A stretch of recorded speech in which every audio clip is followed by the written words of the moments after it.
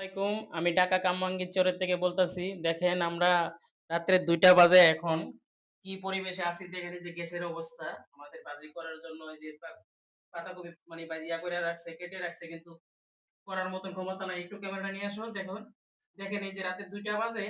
এখন গ্যাসের কি অবস্থা? এই যে রাতে ২টা বাজে। এই যে চুলাটা বন্ধ আর এটা এরকম রাতে ২টা আড়াইটার মতন জ্বলতেছে।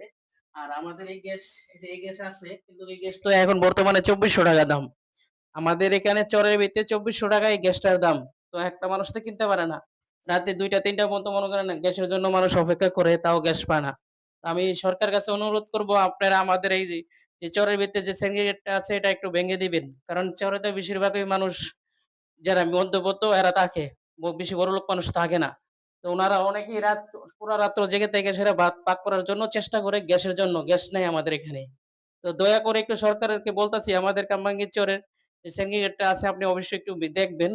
কারণ আমরা ৳২৪০০-৳২৫০০ দিয়ে গ্যাস কিনে সবাই কিনতে পারে না। এই যে গ্যাস ৳২৪০০-৳২৫০০ হইছে আজকে ৳২৪০০-৳২৫০০। আর আপনাকে তো দেখাইলামই যে এখানে কি পরিবেশটা গ্যাস নাই। এখন রাতে ২টা বাজে। এখন রাতে ২টা বাজে তারপরেও আমাদের এখানে গ্যাস নাই। তো সবাই ভালো থাকবেন আর আমার এই ভিডিওটা সবাই একটু শেয়ার করে দিবেন। আমাদের সরকার যেন দেখতে পারে। আমরা খুবই সমস্যায় আছি শুধু গ্যাসের জন্য। আল্লাহ হাফেজ। সবাই ভালো থাকবেন।